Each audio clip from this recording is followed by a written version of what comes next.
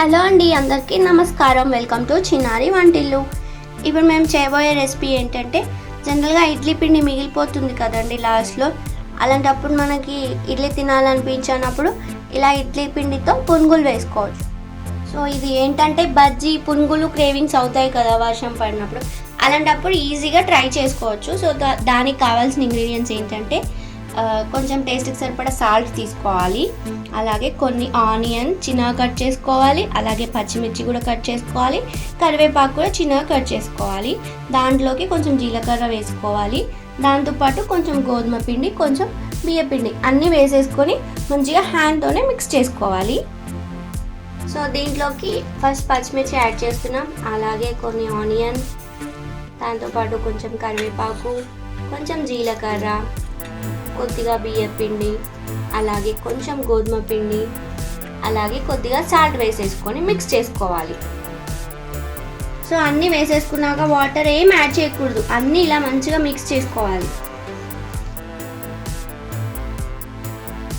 So consistency ఈ విధంగా ఉండాలండి. ఇప్పుడు ఏంటంటే ఫ్రై కోసం మేము ప్యాన్ పెట్టేసుకొని ఆయిల్ పెట్టేసుకుంటాము. ఆయిల్ వేడయ్యాక మనం పునుగులు వేసుకుందాం. సో ఆయిల్ వేడవ్వగానే ఇలా చిన్న చిన్న బజ్జీలాగా స్పూన్తో వేసుకోవచ్చు, లేదంటే హ్యాండ్తో అయినా వేసేసుకోవచ్చు. ఇలా వేసుకోవాలి.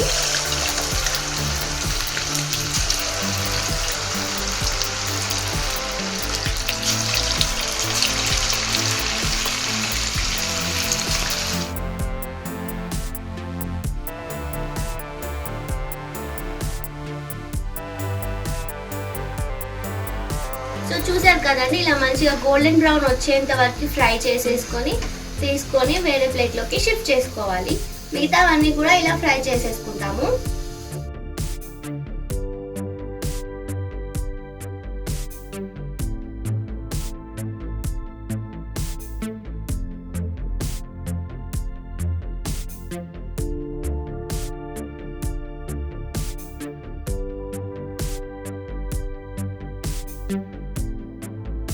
మిగతావన్నీ కూడా ఫ్రై చేసేసుకున్నామండి.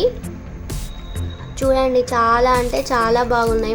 బయట క్రిస్పీగా, లోపల సాఫ్ట్గా, మంచి గుల్ల గుల్లగా వచ్చాయి. పిల్లలైతే ఇలాగే తినొచ్చు, లేదనుకున్న వాళ్ళు ఇలా చట్నీతో కూడా తినొచ్చు. చాలా అంటే చాలా బాగున్నాయి. మీరు కూడా ట్రై చేయండి, మీకు ఖచ్చితంగా నచ్చుతాయి. మీకు కనుక ఈ వీడియో నచ్చితే లైక్ చేయండి, షేర్ చేయండి, కామెంట్ చేయండి. అలాగే మా ఛానల్ని సబ్స్క్రైబ్ కూడా చేసుకోండి. థ్యాంక్ యూ అండి. థ్యాంక్ యూ ఫర్ వాచింగ్ చిన్నారి వంటిల్లు.